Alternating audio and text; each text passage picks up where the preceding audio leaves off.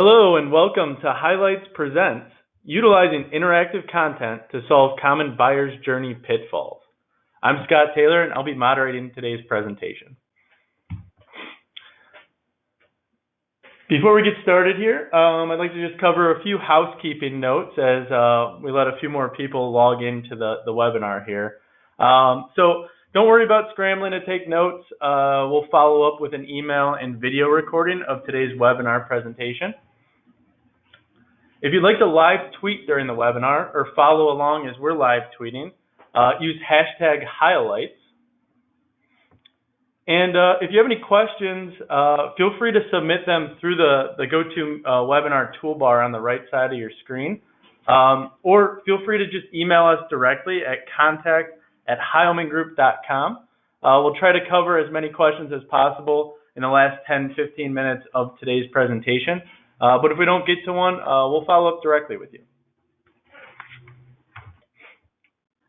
And with that, I'd like to introduce you to today's speakers. So we have David Cunningham. He's the Director of Demand Generation at SnapApp, a SaaS-based interactive content platform. And Craig Minch, the Director of Creative Services here at Heilman Group, a full-service digital agency in Cleveland, Ohio. David, Craig, thanks for joining today. Absolutely. Thanks for having me. Yeah, thanks. So with that, I'd like to jump into today's agenda. We're going to start with an overview of the demand generation funnel. From there, we'll provide our perspective on interactive content and recommendations for each stage of the funnel. We'll summarize everything in key considerations towards the end of today's presentation. And we'll carve out the last 10 to 15 minutes, like I said before, to answer any questions that are submitted. So with that, I'd like to hand it over to Craig, and we can jump right in. Thanks a lot, Scott. Appreciate it. So we define the demand generation funnel in 4 main categories or phases, each one requiring different types of content and calls to action. The first one, the awareness stage, this is where we want to build brand visibility and begin identifying the needs of our prospects and the different types of content and calls to action we might use. Yeah, as we kind of move down the funnel, kind of the classic MOFU kind of middle funnel is kind of the interest and engagement where, having come through the awareness, prospects typically know you and some of the solutions generally. But this is where they're really looking for kind of a deeper level of content, researching solutions. They have kind of a pain and they're looking to solve that. And we really recommend at this stage that you're still not talking too much about yourself, but you're still providing a lot of relevant content to speak to that pain. Yeah, that's a good point there. Don't talk too much about yourself at the top of the funnel. When you move down into desire, that's where your prospect is really starting to have more of an understanding of the decision that they want to make. So here you can start to introduce yourself and your content a little bit more. You want to talk about why they should choose you over another organization, kind of the shortlist phase. Yeah, exactly. And then, in the classic funnel, the bottom might be the end, but here we talk about sort of the customer. So I think the bottom of the funnel in this and the customer are sort of that fine line where someone has they're leaning pretty heavily towards you, and you just want to make sure that they can understand how to contact you, any last minute questions. And there's going to be some interesting things we talk about here where content can still play a role, even at kind of that almost finish line. So it's just helping prospects take those actions to really get them all the way through. Great.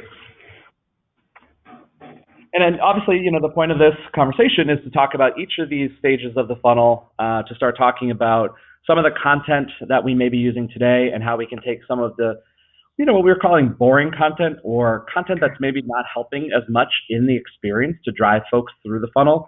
And take some, a perspective on how we can make that a little bit more exciting. Layer in interactive. We'll talk a little bit about exactly what interactive means as it relates to content and how it can influence the funnel. And obviously using interactive content and other things like that, you can help break through the noise, which obviously is more problematic maybe further up the funnel. But that content can continue to drive prospects through that entire funnel experience. So let's take a closer look at the awareness stage. Sounds good. So at this level, this is where we want to focus on building and increasing the brand's visibility. And as you mentioned before, David, you don't want to talk too much about yourself here. You want to be helpful. You want to answer questions, and really cast kind of a wide net here. You don't want to be too specific and too promotional at this stage. So one idea for interactive content that works effectively at this stage is contests. And we've seen a variety of contests and examples out there, but contests can be effective way to bring interactive content. They can generate interest, entice potential leads, and they typically require minimal commitment and effort from users to participate in if you structure them properly. Social media can be a fantastic way to leverage them as well. Sorry, David, go ahead. No, I was just going to answer. I think what's great too about you mentioned the minimal commitment and effort. What's great about contests too is they can be small or very large. So sometimes people think in order for someone to be interested in a contest, you have to provide some sort of amazing output or an offer. And what I think is great about a contest is as long as it's meaningful to your audience, it can be small, large, it can be really anything. It could be a thing, it could be not a thing, it could be more information. So sorry to interrupt you there, but I think that's the minimal commitment and effort to set up and deploy, but also you don't have to overthink what you're including in that contest. Yeah, that's true. Definitely want to keep it, the attention ratio down. People give them nice, simple yes and no questions, make it easy for them to answer, fill it out, right? And I was just kind of adding on that, like you said, if you've got a really good idea and it fits your audience, that's where you can leverage social media and other channels to help extend that your contest out there. So we've got some examples on the next screen I know we're going to get to. Why don't we just jump ahead there now? So kind of the good and the bad. We've got a little thumbs up and thumbs down here. So the good is an example we saw from Google. I think this was last year. They did an interactive contest.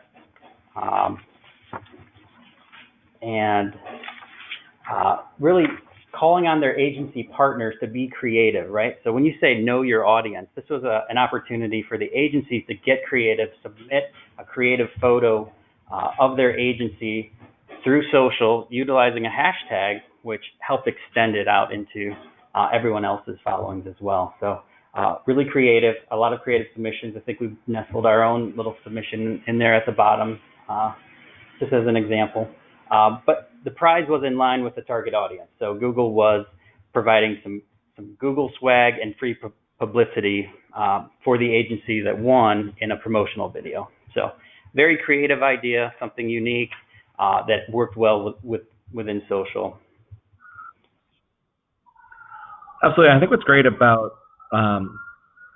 contests in general, before we get a little bit into the bad, you talked about social media and extending your reach, but what's really cool about them, not only with social, you can include this as kind of as we like to call it, sort of a next action. So maybe this actually sits next to a results page of some of your other content that's related to this persona. Maybe it even shows up on a thank you page.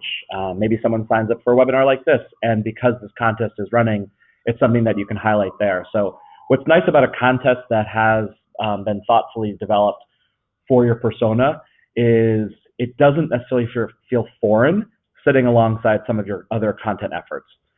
So it's kind of nice for this awareness stage. I think oftentimes, especially at awareness, we're putting content in lots of places because we're not exactly sure how each persona, or we know how people want to look at our content, and it's a lot of different ways. And what's great about a contest especially is that you can really insert that in lots of cool ways. Yeah, that's a great point. So some examples here on the bad side. This is just a couple of the typical cookie cutter type iPad giveaways that you kind of see throughout your day-to-day web experiences. These aren't typically uniquely targeted to a brand, and a lot of times just they're lacking that big idea, right? There's no idea to generate interest, excitement, and usually they don't have any type of reason to check back in and follow up on it. There's really no unless you're going to win, you're going to get contacted, but there's no campaign, if you will, to follow along with and stay engaged. And I think a Yeah. lot of times these tend to attract that freebie audience, right? You're getting a lot of people who aren't necessarily interested in you, your organization. They're just trying to get their hands on something free. Yeah, which I think is a great point because, I think it's easy to default to maybe a big ticket item or what feels like a broad interest item.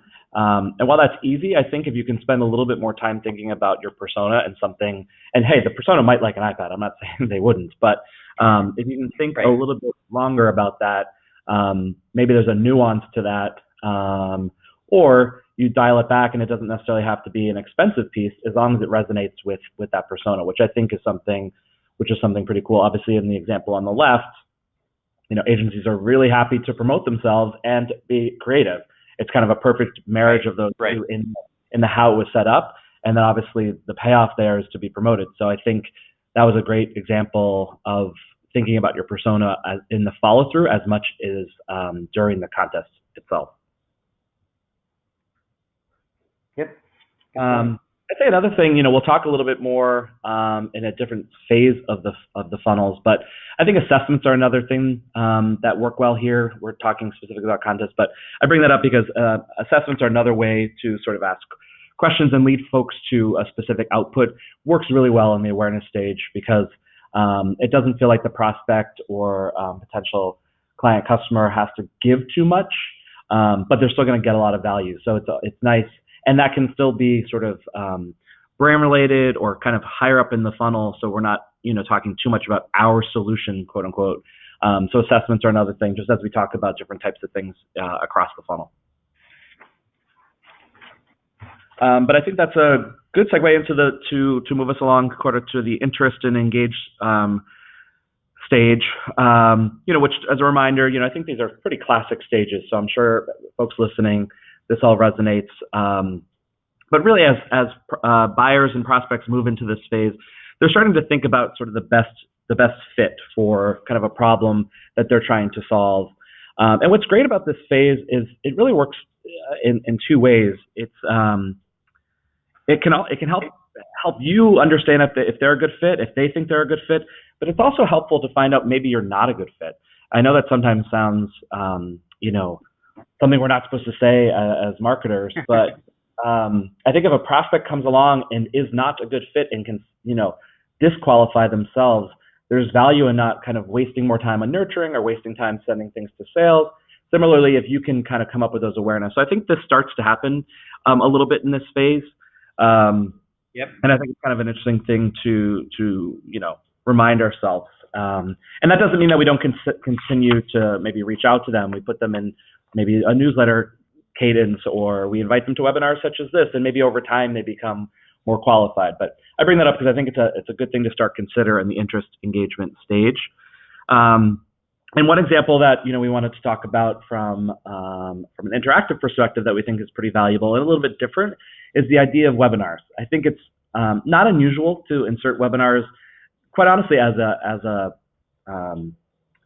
tool, we can really use webinars across the funnel depending on what the content is. We can get super granular.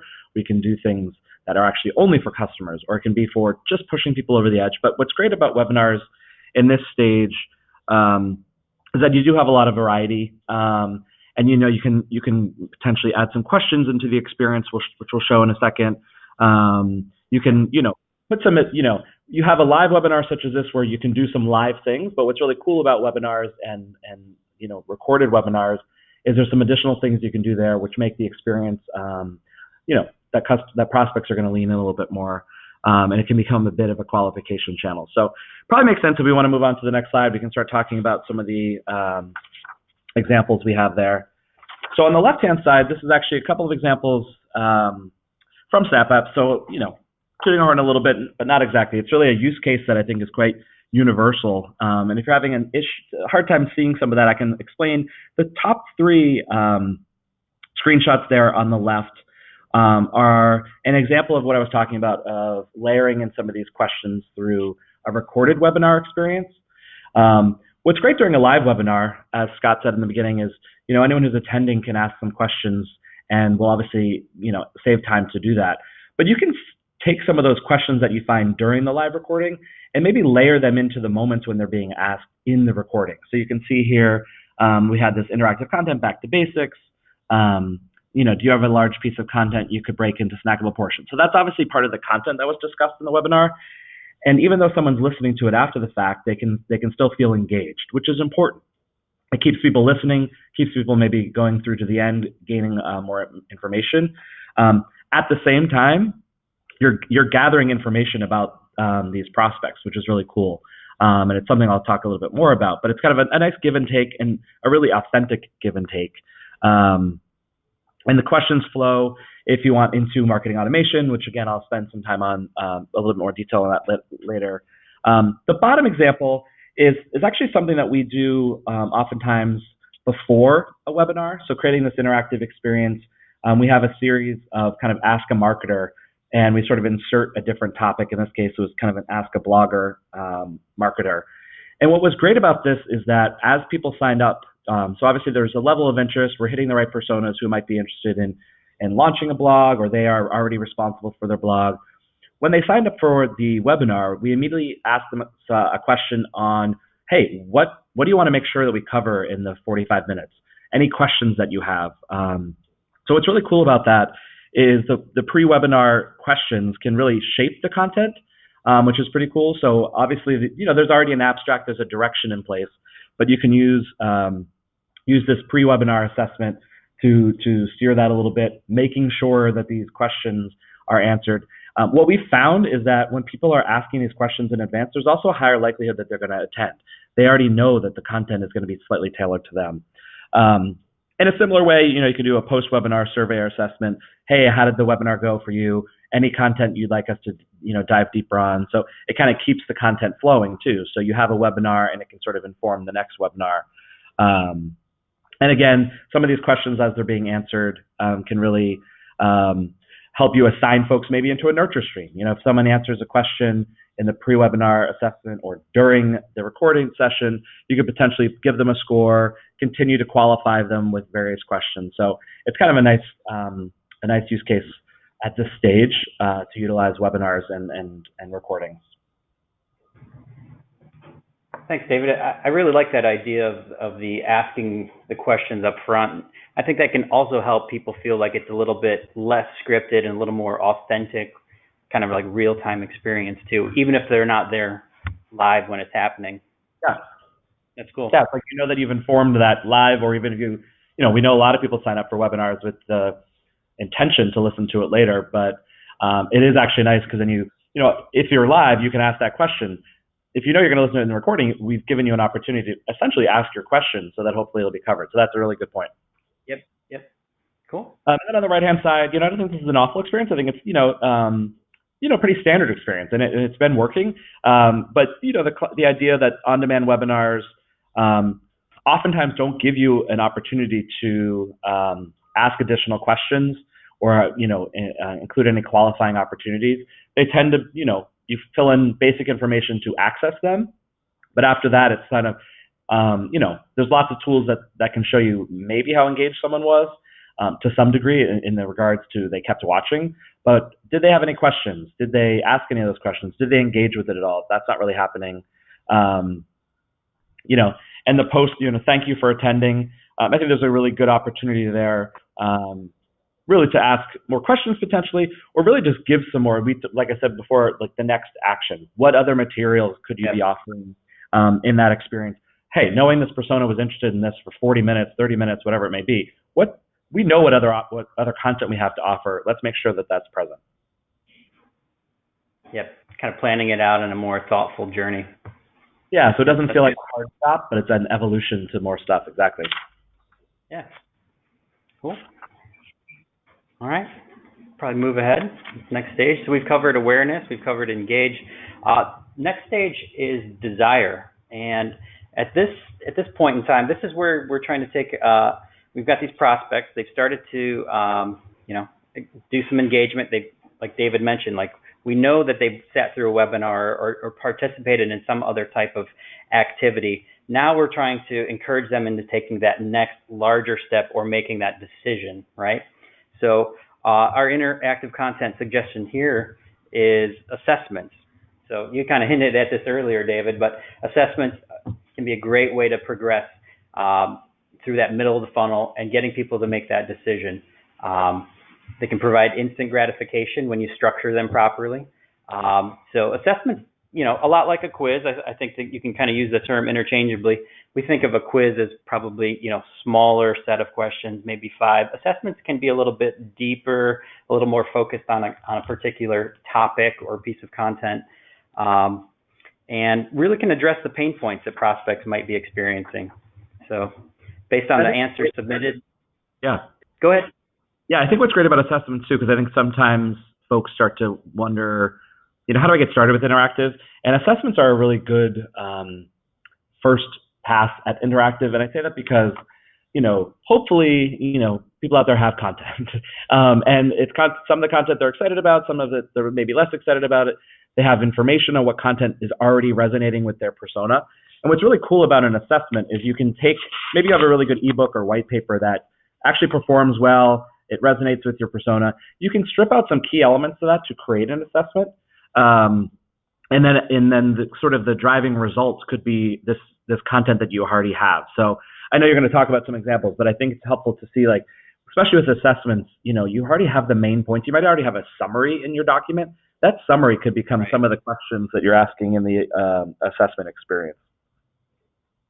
Yeah, that's a really good point. Is you don't always have to necessarily start from scratch. There might be other pieces of marketing and elements you already have at your disposal that you can repurpose for an assessment, or subject matter expertise that can help it shape this and put the right amount of questions in place to make it feel like a nice, simple, kind of cohesive experience to go through. So yeah, if you want to flip to the next screen. So we have a couple examples here, and I guess, you mentioned it earlier, tooting our own horn, but this on the right, on the left, this is an example of an assessment we did with a client for a heart risk assessment. So pretty serious subject matter, but taking a user through an experience, and based on their answers and responses to the questions, we're able to kind of group them into 3 different types of categories or results. So it's a low, medium, high result. So we had to develop the formula behind the scenes. We use Snap App for this particular assessment. So a little shout out to you there, David and team. But really crafted a nice experience, customized to the client's brand, where we could guide them through simple questions where they could, one at a time, give them a nice little progress meter so they know their status throughout. And ultimately, the promise is kind of carried through in the payoff. So we're asking them up front, what is your coronary artery disease risk? And then at the end, we're giving them a result. So we're giving them a low, medium, or high risk result. So a little bit of time on their part to answer a few questions, and they get some gratification and meaningful information at the end. So we're paying it off. And then obviously you want to nurture that person with some follow-up emails and other activities, but that's kind of that goal there. We're trying to get them, to make that decision, make a little bit of investment in time, and then pay it off for the user. Yeah, absolutely. I think the other thing that's really great, I think, when you're using something like this is that I think sometimes as marketers, we're often thinking of the balance of, how many questions should I include? What types of questions should I potentially include? And we sometimes get a little paralyzed, that there must be a norm out there, or there must be an industry average and things like that. I think what's great is you can let the experience really speak for itself as part of that. So as you go through this, do you want to continue answering these questions? Because if you're not interested in the subject and you're still willing to kind of go through that, I think that's a good indicator that someone who actually is a little bit more leaned in on the topic. But we also say to folks that, not every one of these questions necessarily has to help you qualify your prospects. In fact, with something like this, what's great is that it feels like an authentic experience to the person taking this. And to Craig's point, it also gives you an outcome that feels relevant to the questions and answers. But what you can do is maybe there's one question in there that maybe is the one thing that triggers the nurture and the follow-up emails. It doesn't necessarily have to be overly complicated. It doesn't have to think, they've answered 4 questions. Let's think of, this complicated spectrum that we're going to put them on depending on the combination, which I think is sometimes how people get in their own way with interactive. So what's cool is this whole thing is going to give you a result which is awesome, where you might be at high risk, and if you're at high risk, here's some things you can do to help with that. But you can also on the back end just limit the complication on how you use that for nurture streams or for email follow-ups, which I think is helpful. Yeah, that's a great point. Keeping it simple, right? Getting out of our own ways. Exactly. Focus on the user experience. Yeah. So on the right side, this is just an example that we found where I guess it's the contrast of it, right? Like all the questions are presented in one daunting form, right? So a whole lot of information to consume at once. You're not really guided through this experience, and in the end, there's no gratification. It's a gate, and it only delivers a thank you message. So the promise of I think in this case, a LASIK self-test is actually kind of somewhat misleading to a prospect. And all it's doing is driving to an in-person consultation. So that's just kind of the flip side, where you whatever you're going to promise them, make sure you're delivering it on it in the end, your follow through. Yeah, I think your point is huge, the idea of the experience. I mean, I don't think anyone who's seeing that piece on the right is drawn to it, even if you do care a lot to do a self assessment of your LASIK, potential. So there is something about the experience that matters, even if all those questions are something that aren't surprising to me. If you want to do a LASIK self-test, it just doesn't, really make me want to do that. And then absolutely good point, Craig, where in this case, the offer, or if not the offer, the next step really doesn't seem to honor what I was getting myself into. So sure, a self-test is probably assessing if I'm a good candidate for this, but then, a LASIK specialist will be following up with you shortly. Wait a minute, I actually didn't, what if I didn't qualify? Then I don't want that. Or I didn't really expect that to be the next thing. I just wanted to see, in some cases it may feel, a little bit too pushy to the experience, only because it wasn't really established with an expectation in the beginning. Yeah.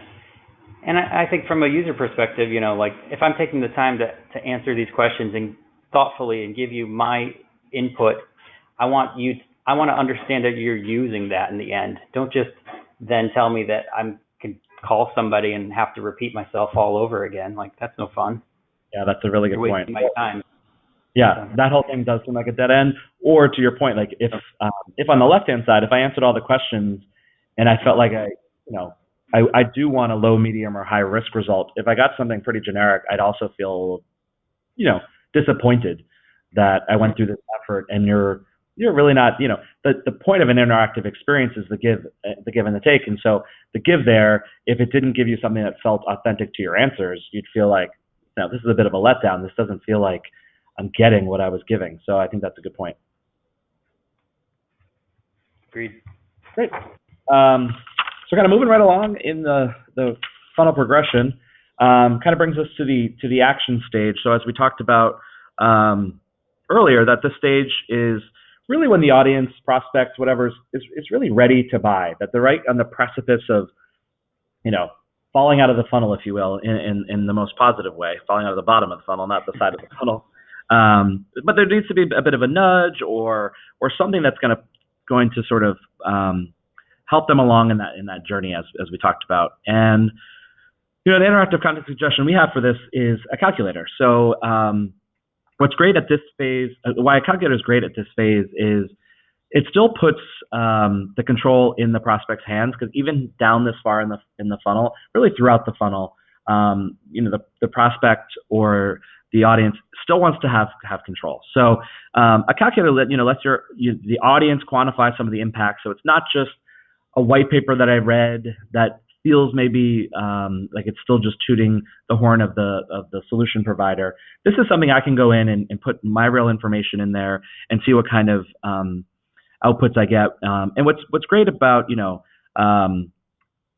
calculators generally is they really can be used across B2C. We see them quite often in B2C, but they're becoming more and more prevalent in B2B. And if you're creative about them, I think they also apply across verticals. I think it's easy to think of maybe a classic insurance example where you might plug in certain things on an insurance website to get your rate. And that feels real. That feels, that there's some sort of algorithm in the back of that calculator that feels real, that if I then talk to an agent, it'd probably be pretty aligned, similar to maybe a calculator that you might use, for an automotive experience. But I think it also works, and we'll get into it in a second, but it works in B2B, and you have to think of what's an ROI experience that your persona, that your prospect cares a lot about, that you're solving for, and can you put that in sort of a calculator approach? I would say, as a caveat to that, while it probably could work, you want to be careful that it doesn't feel like we're using a calculator because it feels like a good use of this stage of the funnel, or hey, we've kept a space on our website for an awesome calculator, so we need to fill it. So I'd say be thoughtful about the application, but I do think they can be more broad than folks might believe. So if we kind of move into a calculator example on the next slide, I think what's cool about the left side here, which we talk about as kind of the good example, this is an example of Iron Mountain. So again, going to that, I'm not sure that this would have been my go-to in my mind for a company that would automatically doing a calculator, because what exactly are they calculating? But what's great about this is, as I said before, you're in the action stage and you still want to self-qualify, if you will. You still want to understand, like, is this solution right for me? Is it going to save me dollars? Is it going to save me time? And this example, what's really great, I think, about this example is it's super clean. It's not trying to disguise the fact that it's a calculator. Obviously, it looks like a calculator. But again, it has that clean design where you're asking me a question. I believe it's a series of questions, sort of like recurring costs, your office size, and salaries of key roles as it relates to storage. And these are things, I'd say the other thing to keep in mind is, if you're going to throw a calculator out there, make it something that your persona is going to know the answers to pretty readily. Maybe it's top of mind or easily grabbed. I think sometimes people can lose momentum when they get a little bit too fancy, if you will, or a little too granular, and someone might throw in a random number because they don't quite know it, and that can just throw off the results. So I think that's one thing to keep in mind. And in this case, it delivers a personalized result. So based on your inputs, you're going to get your own output. And again, this is sort of as it relates to the bad side, which is on the right. The bad side on the right has a lot going on. I mean, I talked about how clean the left side is. It's kind of the only thing that you're engaging with. And don't get me wrong, this might be sitting on a web page. So I'm not saying that this should be an exclusive landing page. But even in the space that's provided on the right-hand side, you're competing with other calls to action. It's not even clear maybe where all the inputs are versus where the outputs are. So I think that's a comparison. There isn't a ton of personalization going on the right-hand side. Obviously, that is Hotwire. But, and again, it's sitting, I think I can't stress this enough, that there's a lot of distractions. It's kind of the classic, if you go back to, if you're going to drive someone to take an action, don't distract them with other actions. And I think the left example does a great job of that. And when you finally want them to take another action, it's front and center. Whereas on the right-hand side, I could be halfway through that calculator and decide to click on something. So I think it could be a bit distracting, a little complicated. So kind of like consider the whole experience, right? Where are they going to engage with it at? What's the environment like? Make sure, right, it looks like ads served on top of the calculator there. Yeah, that'd definitely be distracting to your users. Yeah, absolutely. And I think what's great in the action stage is, this calculator is going to give you, as kind of the agency or the marketer, another opportunity to bring to mind the things that should be most important to the kind of audience or prospect at this point. So again, you want it to be an authentic calculation or authentic things that you'd add, but it also is a great opportunity to bring to mind, hey, these are the things that you've been thinking about since the very top of the funnel.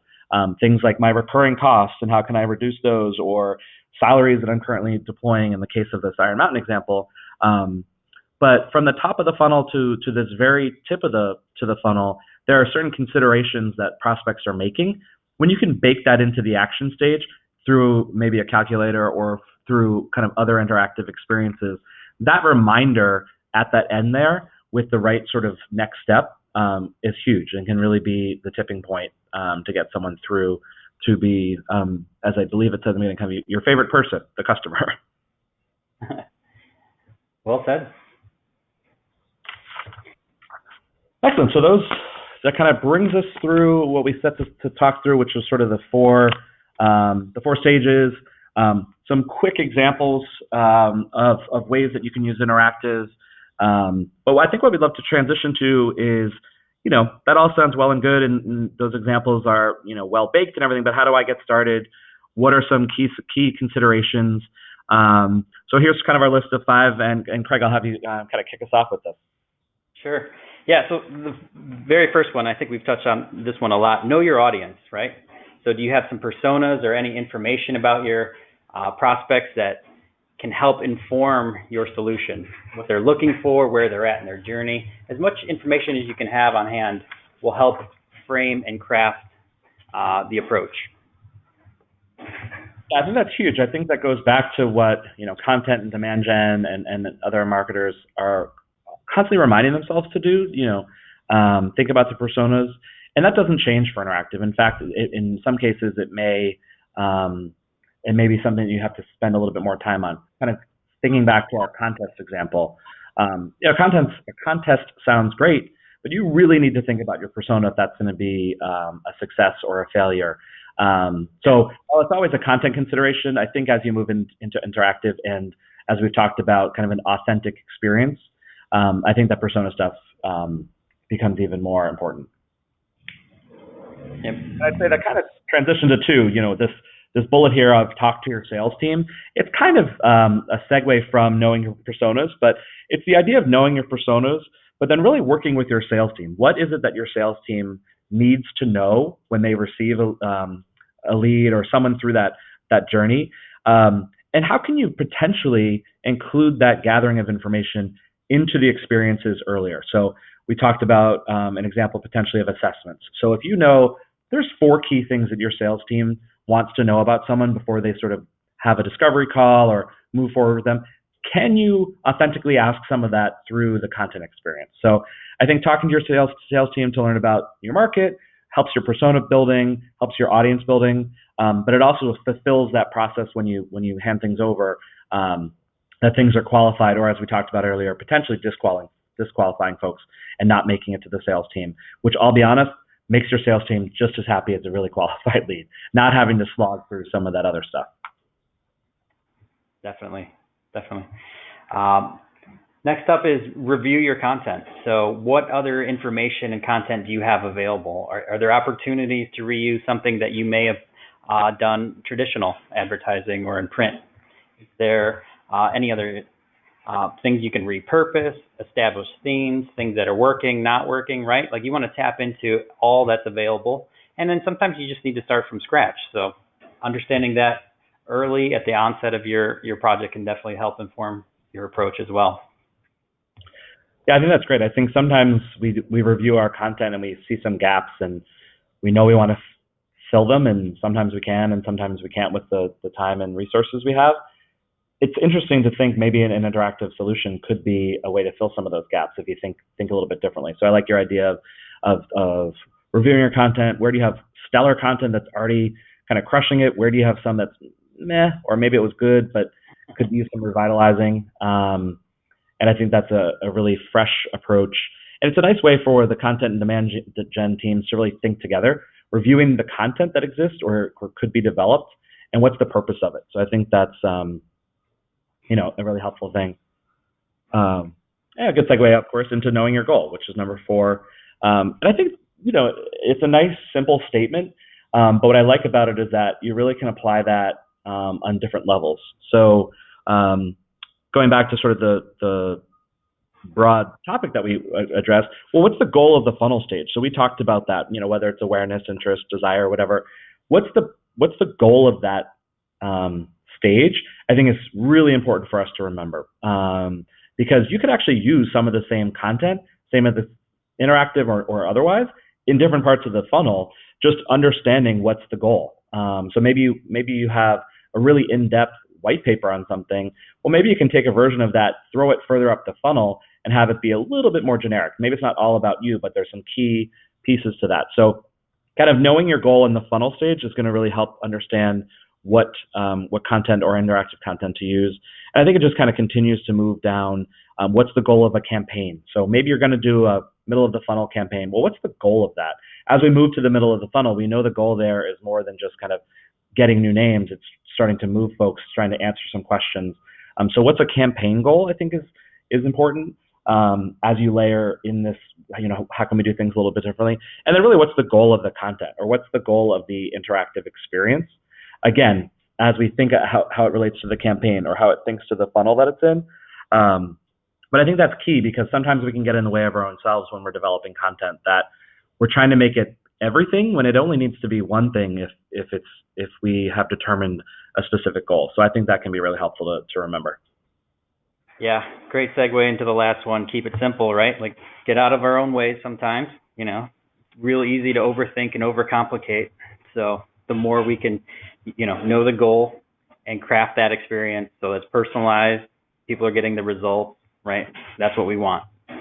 So absolutely. I think the keep it simple is a key thing, especially if someone hasn't done interactive or anything that you haven't done before. It can be easy to overthink and constantly tweak.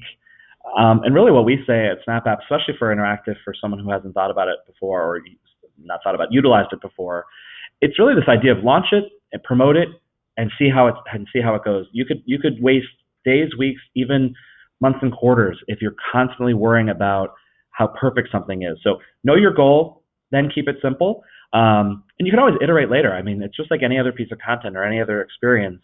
If it's not perfect, it doesn't mean that it can't be updated or tweaked.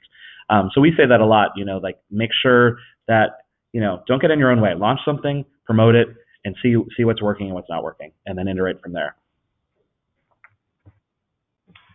Great.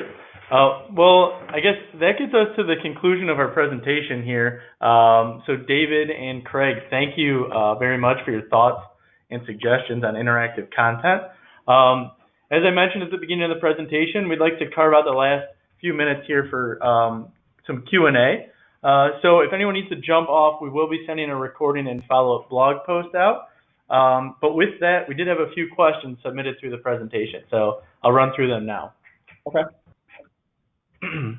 So David, I guess this one's probably more for you, but you mentioned marketing automation earlier, adding folks to nurture streams.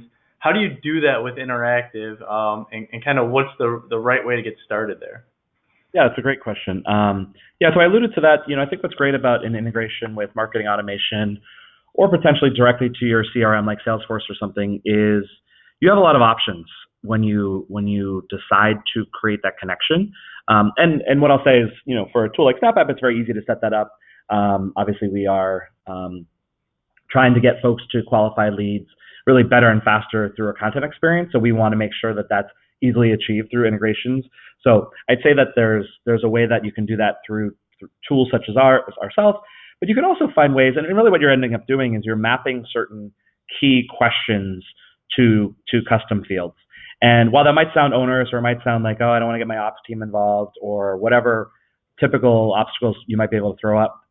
In many cases, these are, while they seem like custom fields, like I talked about before, if you're talking to your sales team and asking them what questions do you want answered, there's a good chance that they're already putting that kind of information maybe in a lead field on Salesforce, and therefore it might already be tied to your marketing automation. So don't let that be a hurdle. Check that out first. And it's one of those things that in certain assessments, maybe some of the questions, like I said, don't need to feed into marketing automation. They're valuable to the output, but maybe they're not so valuable to the nurture stream. If so, don't agonize over getting those to map to marketing automation or CRM. That's usually when the ops team or someone says, enough already. There's too many forms going on. So that's sort of a thing to keep in mind. But sort of the how is through an integration, or it also can work through a form. If a form has some additional information, if you're not ready to do, or a form-like experience in the interactive experience, and that comes through email, you can still append that. So even if you don't have an automatic sync, that's ideal, because then you can say, here are some additional factors in my maybe in my lead scoring, or hey, my lead scoring, I went through a long process to get that right. I don't want to touch that. That's fine. You can still have your lead scoring model, but then some of these answers are just going to be kind of icing on that cake. So when someone hits that magic threshold that makes them qualified and you, marketing and sales, has agreed to that, well, hey, here's 3 more pieces of information that we've gathered through their content journey, their buyer's journey, and that's something that's great to get in front of sales. So I'd say it can help with nurture streams, understanding what themes people are interested in. And we also talked about, if you feed that into marketing automation or just CRM, it also can help you disqualify folks. So making sure things don't go into a sales queue, which I think can be helpful as well. Awesome. Well, thanks, David. Cool. So jumping into the next question here, I guess, Craig, maybe we'll throw this one your way. So we talked about contests, calculators, assessments, and webinars, but what are some other types of interactive content? Oh, good question. Well, I'm sure everyone has seen quizzes. I think we kind of mentioned that. You see a lot of interactive quizzes, taking personality tests and different things. That's another form of interactive content. But I've also seen a lot of games, right? People like to spend a lot of time online, so you can do some fun things. In the past on holidays efforts, we've done interactive matching games where you can showcase a little bit of personality through photography and different things, and allow people to play a little card matching game, interactive experience. There are product recommenders and product comparisons. So if you've got a set of products that you are trying to bring to market and you want to help your audience understand what's the right tool for the right application, that can be a nice interactive content piece that helps inform them of the different types of products that you have, what's good for, maybe it's durability or, for a particular application. So we've built a few of those in the past as well. It can be very helpful for helping people understand the differences of different types of products and offerings. Interactive ebooks. So a lot of ebooks, you can include different media types. You can have video files inside an ebook that you download. There's a variety of different ways. Ultimately, you just want to make sure, kind of what we mentioned before, you're understanding what you're producing and how it's going to fit with that audience. You don't want to overcomplicate things. But yeah, I think that's great. Calculators, polls, right? I think the other thing to consider is sort of what's the use case that you're trying to solve with this interactive experience. Because I think those are all great examples. Polls and surveys, quizzes, all those things, they're great. I think sometimes people get a little hung up that I want to build an assessment, and you get sort of bogged down in that you're not really sure what am I trying to solve. So sometimes it's great to think about use cases. So while we use sort of webinars maybe as a type, it's kind of a use case. Like, all right, what are the different things I can use interactive experience for as it relates to webinars? So whether it be in webinar engagement or pre-webinar engagement. So I think sometimes that's helpful. We've often talked with folks who sponsor a lot of trade shows. How can I use interactive to maybe get people excited to come to my booth? Or maybe when they're in my booth, what's a cool experience? Maybe it is a quiz, maybe it's an interactive ebook, and then also how do you follow up with folks? Maybe there's an interactive way to follow up with things. So I think as you think of the challenges or the ways that you apply marketing and campaigns today, that's an awesome way to think what would I like to do here, and then sort of all the things, Craig, that you mentioned, which are really great, sort of fall into place sometimes. I think this seems like a poll. I think this seems like a game would be appropriate, that kind of thing. Yep. Great. Thanks, guys. So we just got another question come in here. So I guess how have you guys used interactive content in industries where I guess content needs to be quick and easy to digest? So the example here is healthcare specifically. So can you touch on kind of maybe the length of a piece of content or a certain type of content that might resonate a little bit more for some healthcare clients? Sure, I can jump in initially. So I think the broad question certainly is kind of, how do you know that it's a fit? How long it can be? And I think the idea here is that it is sort of vertical based. It is understanding your persona and what's the amount of time they're going to be willing to give to any content, whether it's interactive or not. I think part of that also comes down to sort of the application. So where is it appearing? Someone who is in the healthcare vertical still might be interested in social media. They might go there in the little bit of time they have to look at things that are happening maybe on LinkedIn, or they follow certain hashtags on Twitter where your content might come up. Obviously, if that's the environment, you're going to want to make sure that is very, very quick experience. Make sure that it's aligned to that social experience, for an example. But I also think you can actually go a little bit longer. We work with GE Healthcare, and we have some material that they use that, as you can imagine, healthcare can get a little brainy. It can get a little, granular. And we've created some really awesome experiences that really hit the nail on the head as far as the topic, whether it be radiology or other things like that. And I think that's the key sometimes is the length is important. And I would argue, you don't want to have more than 6 questions, probably in most experiences, maybe as little as 2, again, depending situationally. But if it's a topic that someone has gotten to because of their funnel stage and they're willing to spend a little bit more time on it, you have a luxury there that you can really make those experiences a little bit longer. I think I'd go back to something we said earlier, which is just make sure the payoff is there. If I'm going to linger on your content, engage with it, I just want to make sure that ultimate experience feels like it's commensurate with the effort I've given. Okay. Great answer there, David. So our last question here, I guess, where should this interactive content live online? So I guess as a caveat to that is should this be a standalone landing page, or are there certain types of or pieces of content that could just live on the homepage of your website? So I guess what are your thoughts on that? I'll take a crack at this one, David. I would say, it depends on how you anticipate using it, right? So if this is integrated into a bigger part of a campaign and you've got a great URL, then yeah, living on its own landing page or microsite certainly would make sense. But if this needs to be coupled closely with something else, and maybe it's a part of something you already have inside your blog, then maybe it lives there.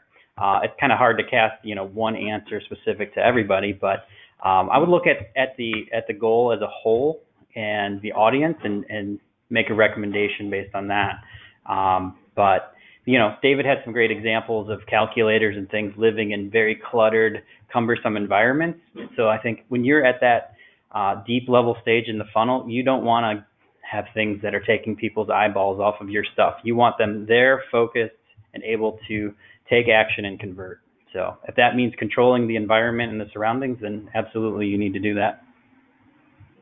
Yeah, I think that's a great point. And I think don't be afraid to try, most interactive content, or depending on what it is, of course, I don't want to paint a broad brush, but it can be responsive. So there could be this notion of a full page experience that maybe makes a lot of sense from social, because to Craig's point, like, hey, you've made a very specific decision to go to a piece of content to engage with it. Don't be distracted by other things. So a landing page would be great. But maybe you can embed that in your blog experience. And by the nature of a blog, there's going to be some competing content going on around it. But I'd say experiment a little bit. I think that's the beauty of content generally, and interactive specifically, is that it has a welcome home in your email campaigns. It has a welcome home in any social promotion you're doing. It should it should exist on landing pages. Maybe it sits next to a thank you on a landing page. So I think you have a really, a wide palette there to try things out. I'd say just, test it, and maybe if you're able to make different versions of the same thing, if it comes down to needing to track things, which one's performing best, and then do some assessment of that. Do we think it's because there were less distractions that we saw better conversions? Do we think the message just made more sense in the environment it was surrounded in? So, but I think that's the great thing, is you can certainly try it in different places, test it, and kind of see what's working. Thanks, David. And thanks, Craig. That looks like that's going to conclude our Q&A portion of today's presentation. So with that, I just wanted to say thank you to everyone that joined us. And we will be sending out a recording of today's webinar along with a summary blog post. If you have any other questions on interactive content, please feel free to reach out, and happy marketing. Thanks, everyone. Thanks, everybody.